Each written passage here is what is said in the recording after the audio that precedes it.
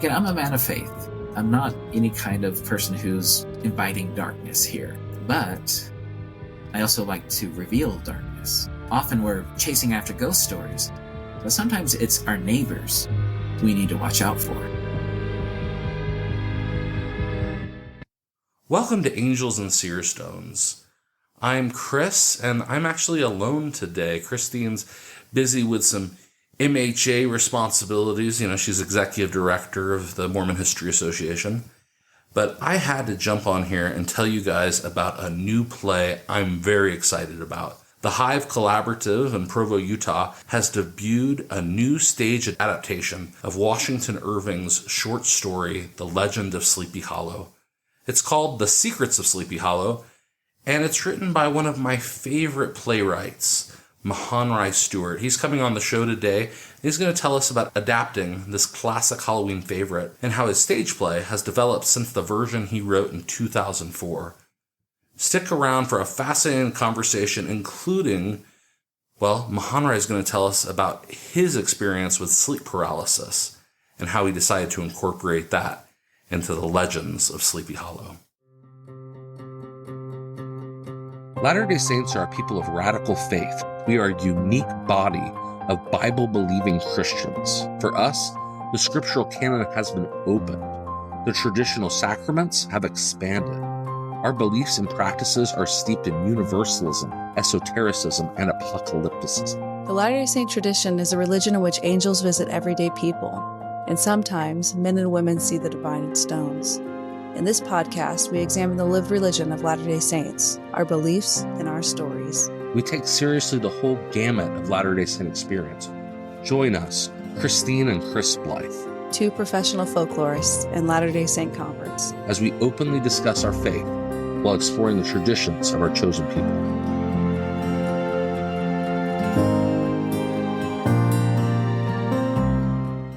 Now, let me start out by saying that I know some of you will immediately ask, what's so Latter-day Saint about a new adaptation of Sleepy Hollow? The characters in Sleepy Hollow aren't Latter-day Saints. Washington Irving wasn't a Latter-day Saint. Is it just that it's playing in Provo? Is that it? And fortunately, no, that's not it. And it's not just that I love Sleepy Hollow and the idea that Washington Irving incorporated this rich ghost lore that was throughout the Hudson River Valley. But partly, this is because Mahonri Stewart is a playwright from a Latter-day Saint background who's written some very important plays dealing with Latter-day Saint themes, including my absolute favorite, Fading Flower, a dramatization of the life of David Hiram Smith. And I think it's fair to say kind of an adaptation of From Mission to Madness, written by Val Avery.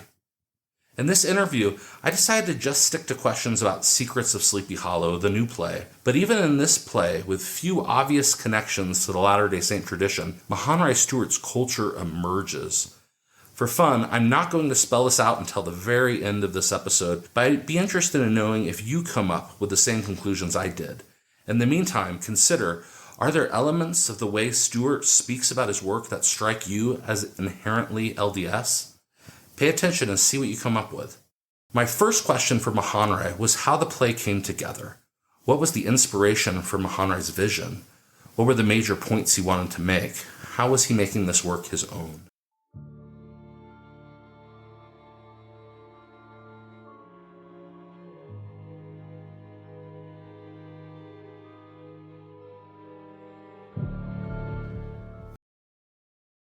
Right, so the play originated at UVU, then UVSC at the time, 20 years ago, like 20 years to the year. It was one of the theater professors there, Chris Clark. He's since passed away from ALS, but he came to me. He had seen my play Farewell to Eden, which had premiered at UVU and had done really well. And he saw that I could handle period and comedy and drama, and he's like, I would really love you to write an adaptation of Sleepy Hollow for me. And I'd grown up with the Disney version and loved it, and so I was like, oh yeah, I would love that. And especially since it was period piece, and I love writing historical period drama and comedy and all of the above. And so he approached me, and he came with me with a very particular concept of having the headless horseman scene in the dark, and made with sounds and physical sounds, not radio sounds or anything like that. He wanted physical, tactile sound, and that was pretty much the only thing he told me to include. And so he commissioned me to write that for UVU, and it became a really big success at the school at the time. It had a sold out run. It was really well received, but I continue to be a little dissatisfied with it over the years. I loved what Chris had done with it. I loved the cast. I loved it did really well. It won an award from the Hale Center Theater, their Ruth and Nathan Hale Comedy Playwriting Award, and so there was no reason to really rag on it because it was a good play. But there was part of me that was like, I wanted more from it still. And so past 20 years, I keep revisiting it and making little tweaks here and there. I've written some screenplay versions of it. I wrote a sequel at one point, which we performed at one of my schools that I taught at. And so it was often on my mind. And I loved this. I love Washington Irving. I love the original short story. I've loved all the various different adaptations, whether it was Disney or Tim Burton, or I really liked the Fox series, actually. And so there was all these different versions, but I had a unique take on it, and I wanted to explore it even more.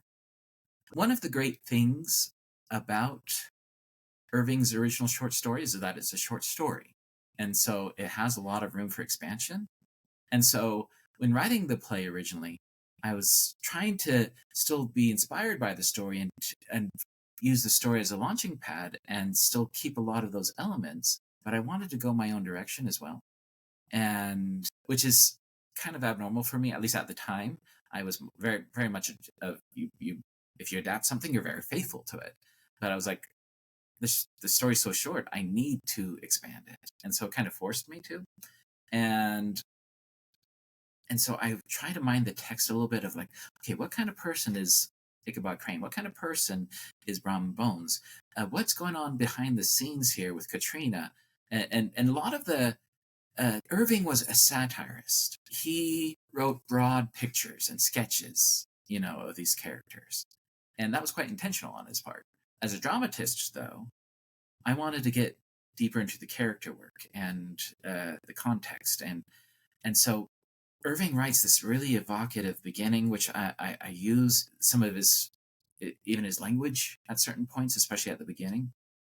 But there was no dialogue in the original short story, and so I had to make all of that up. And dialogue is one of my favorite things, and so I was really enjoying that. But I also did a lot of research in the time period. The Rodsmen of Vermont come up in my research. The Salem witch trials, obviously, is a great ground for things like that in there.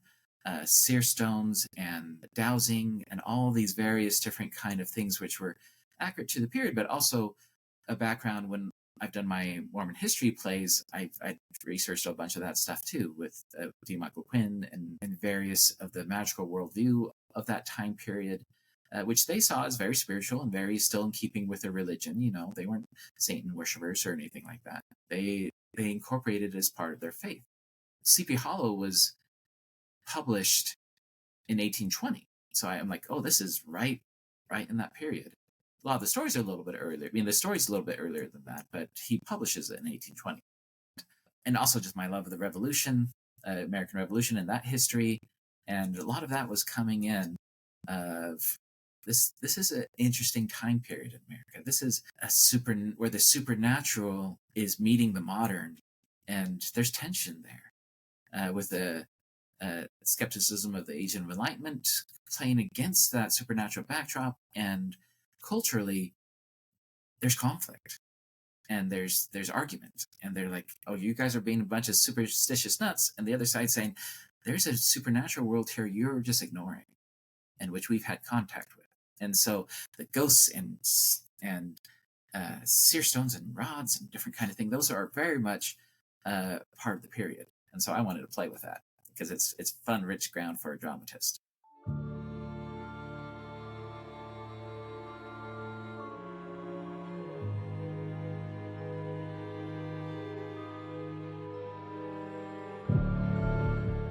I was excited to learn that much of Mahonri's contribution was deeply entwined in folklore and traditional storytelling. I asked him to tell me about this, and especially how this vision was coming together under the new play directed by Jason Purdy. The original was called Legends of Sleepy Hollow, with a plural S. And so I wanted to incorporate a lot of the folklore and the mythology and the literature of the era. And so I incorporated all these different ghost stories, and we used those originally to cover up the scene changes and to have these ghost stories, and they would just tell the ghost stories just direct address to the audience. But I started seeing directors kind of play with the ghost stories and sometimes act them out. And I saw a particular production at Timpview High School, which was my alma mater. But one of my friends happened to be teaching there, and he's like, Mahonri, can I direct Sleepy Hollow here? And I was like, yes, of course. And it's probably had around a dozen productions, various different high schools and youth groups and community groups, not only in Utah, but across the nation. And so it's been performed in Georgia and South Carolina and Arizona, lots of different places. But this director, Jason Purdy, who was directing the Timpview production, he had this really interesting way to tell the stories. And he told it various different ways, but the one that struck me was when he would use silhouette. And I was like, oh my goodness, that has such an evocative sense to it. That has such a beautiful, almost literary aspect. I mean, it's like the silhouettes you see in Jane Austen movies or things like that, where it had almost this period element to it as well. And I was like, that's perfect. That's perfect for the show. And so when I, years later, decided to totally revamp the play and just call it by a different title and just change it in multiple ways, the ending's different, and take elements from the various different versions I've created and synthesize them into a new version. Jason was the first person I thought of. I was like, you need to direct this. One of the most compelling and frightening scenes in Secrets of Sleepy Hollow is a depiction of sleep paralysis. Of course, it's fitting for Mahonri to bring what folklorist David Hufford called the terror that comes in the night to the setting of Sleepy Hollow. After all, it's Sleepy Hollow. It's a sleepy place, as Washington Irving described it. Why not bring sleep paralysis to that setting? But I was excited to learn that Mahonri had developed the scene from his own experience of being what Newfoundlanders sometimes call Hagrid. So the sleep paralysis story, most of the stories come from folk tales and ghost stories of the time. You know, I'm trying to root as much of those in things from the Hudson Valley specifically, but just stories of the time. But there's one, there's a couple. There's a couple that come from me. One is Alice's story about having a dream of a near-death experience. That was mine as well. But the more kind of creepy one is that her brother Johnny, Alice's brother Johnny, Hudson, in the play he's a skeptic, and he's kind of this doubting Thomas, and he comes from this family of spiritual seekers but who are very religious. And Alice, again, as we established, Alice is a very religious figure. But he has a hard time swallowing the stories of the Bible and all these supernatural sort of things. And his skepticism, at first he calls it guilt. He says, why am I not getting these experiences? I was feeling guilty for being a sinner, but I couldn't figure out what sin I was committing because I'm not having these same supernatural experiences. But he says, this doubting Thomas got his sign all right, but it wasn't a Messiah's hands that I touched. And so he has this really frightening experience based on one of my own experiences. And when I was 19, I was preparing for an LDS mission, and I'd had this argument with my mother. And her and I don't argue a ton, especially back then. But I don't like arguing. But it had gotten a little heated, and I don't even remember what the argument was about anymore, but I remember going to bed with this kind of dark feeling. But in the middle of the night, I wake up, and I can't move. My tongue is immobile, my hands and my feet are paralyzed. I felt like my hands were like glued to my side. I was almost rigid. And so I'm paralyzed, but I see something at the foot of my bed.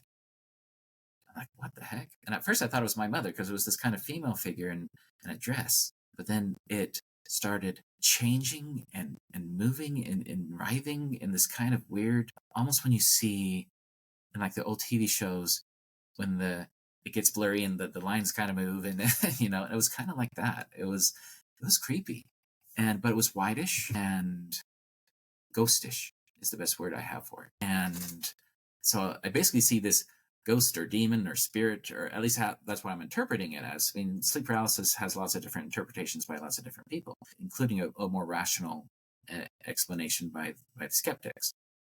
But in my mind, especially at the time, I was like, I'm being attacked by a demon, or a ghost or something. But it fades from view. But then I just pray in my heart. I'm like, God, I don't know what's happening to me. I can't breathe. Please help me. The only things that could move at the time were my eyes. My eyes could dart around the room, but everything else was paralyzed. And so I pray, and almost as soon as I say amen, my dog rushes into the room and jumps on my bed, looks at this spot where the ghost was, and suddenly I can breathe again. And it was almost immediate, and I could move again, and I'm like, whoa. And it was such a crazy experience. But then like a couple of minutes, and it's probably like 3 a.m. or something. But my mom comes into my room, says, Mahonri, are you okay? And I'm like, yeah, I'm okay. I didn't tell her the story at the time. I didn't tell her what had happened, but she seemed to have sensed something was going on. And she came in my room and checked in on me. There's no reason she should have believed that I was awake at the time, but she had some kind of sixth sense or prompting or something. And my mom's very much like that. She's a bit of a mystic herself. So yeah, it was crazy.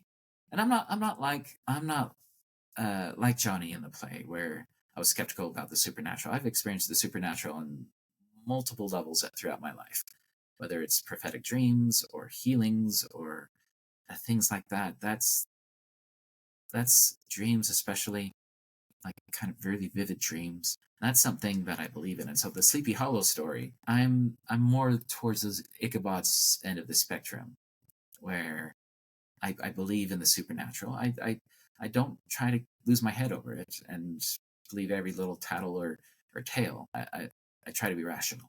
And I think in many ways I'd be an atheist if it weren't for those kind of experiences, because I tend towards the intellectual, I tend towards the rational. But I've had too many of these experiences in my life to just discount them. Mahonri's dreams have shaped 2 other plays as well. This is part of his strategy as a playwright, whether he deliberately does so or not. He's bringing the fantasy of dream. It reminds me of what, as I think about the folkloresque, we think about all these different things he's pulling in.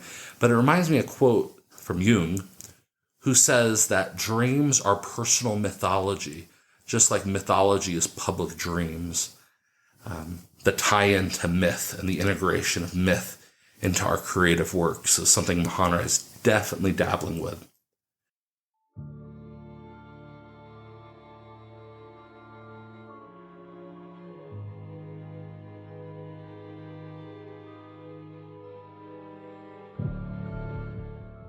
Finally, I asked Mahonri what had changed between his first version of what he called the Legends of Sleepy Hollow, the play started being performed in 2004, and this latest rendition. Part of it was I had taken some stuff from a sequel I'd written, which was called Secrets of Sleepy Hollow as well. And I just liked that title better in a lot of ways. And the producers were like, let's rename it. Legends of Sleepy Hollow is too boring. I was like, well, I've actually got a title for the sequel.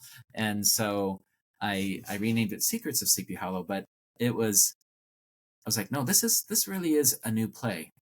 First of all, I'd taken out like 4 characters. And so I streamlined it a lot.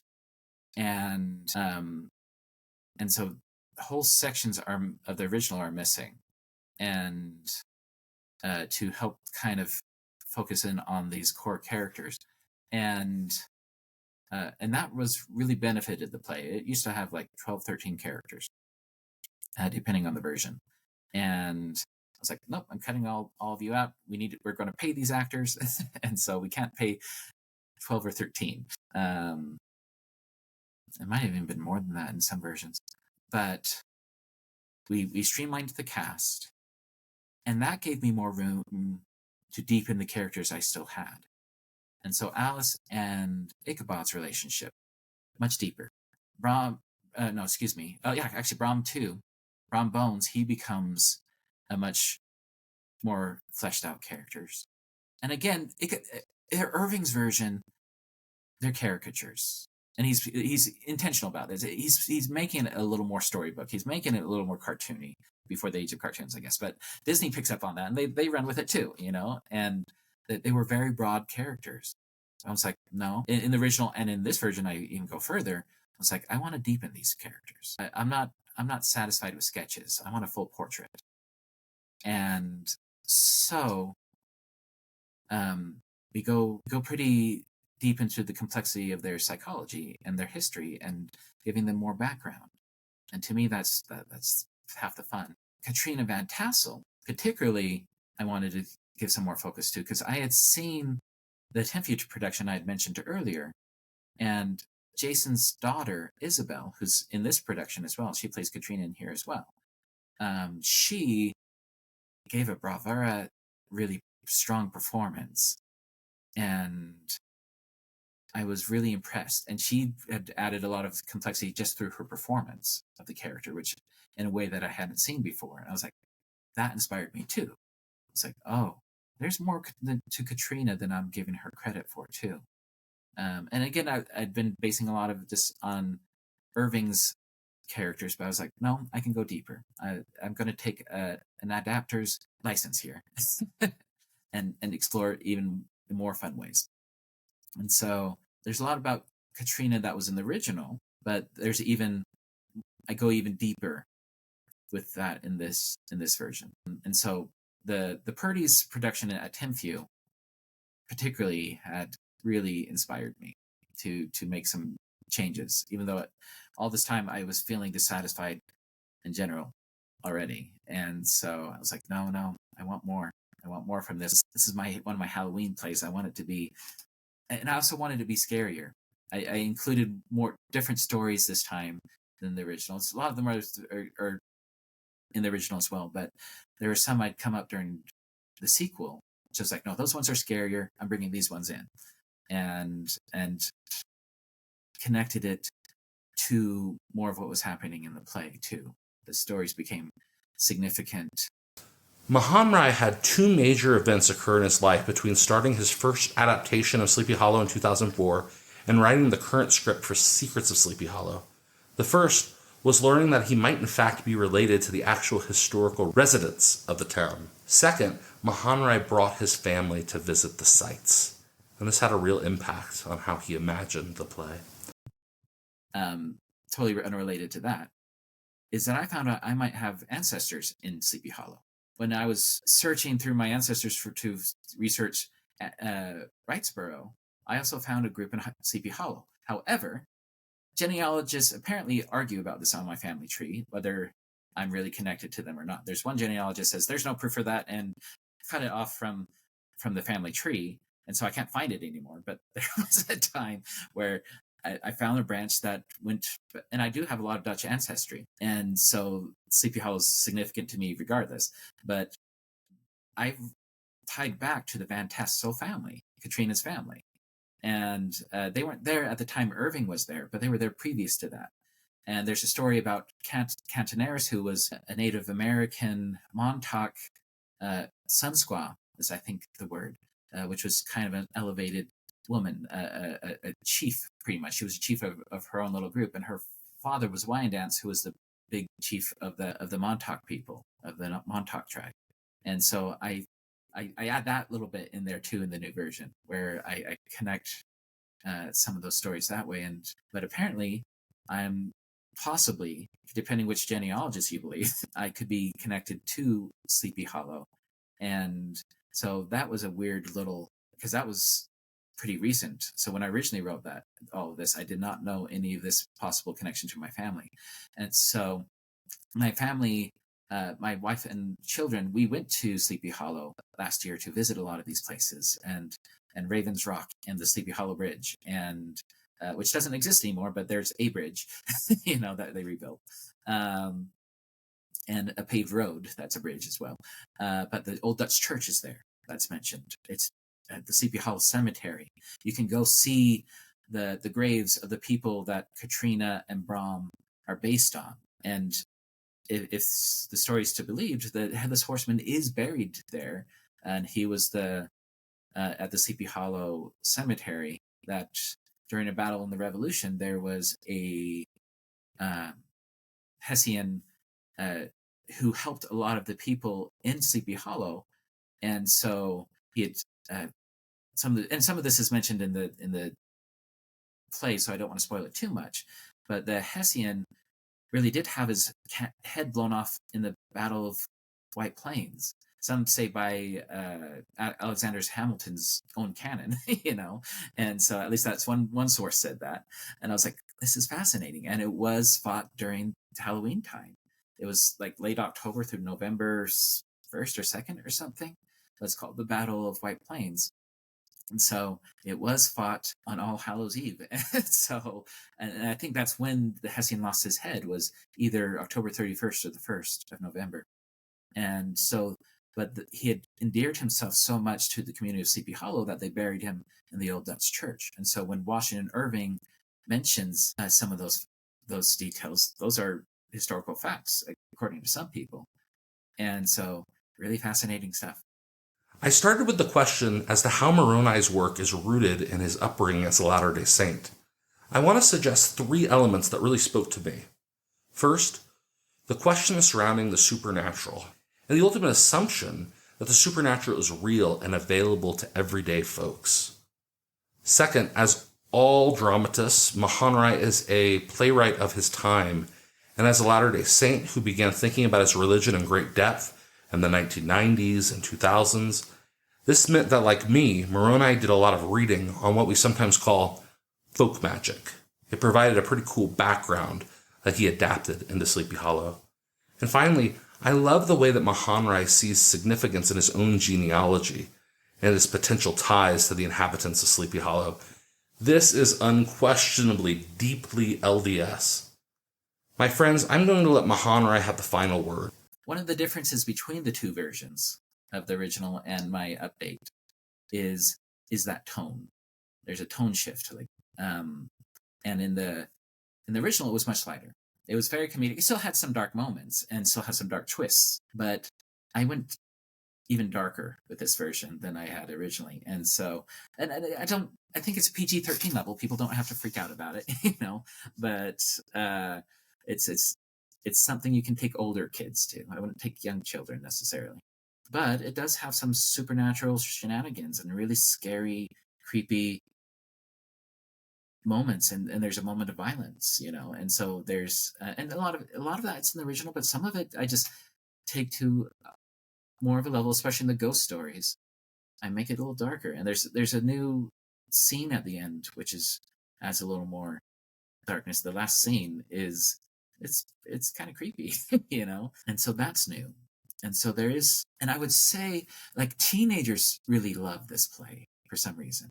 Like, I've had a lot of high schools request to do it, and they just love the kind of the creepiness. While it still is funny, and this new version still is funny, and it has plenty of that humor, especially in the first half. It's a comedy. It's a dark comedy, but it's comedy, But once you get into that second half, you get some pretty heavy character revelations, and you get some really creepy things happening, and it is a Halloween play.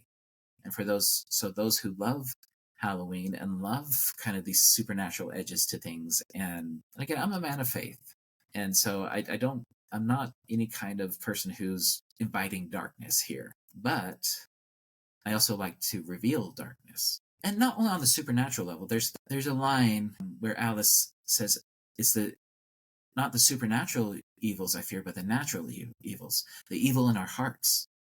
And that's a major theme, is that often we're chasing after ghost stories, but sometimes it's our neighbors we need to watch out for, and the intolerance and the hatred that we as a community can spread.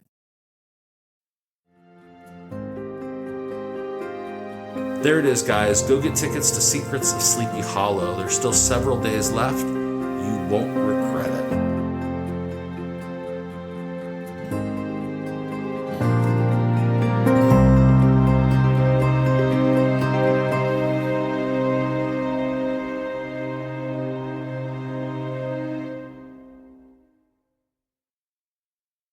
Angels and Seer Stones is a proud member of the Dialogue Podcast Network. You can support this podcast and others in our network by subscribing at dialoguejournal.com.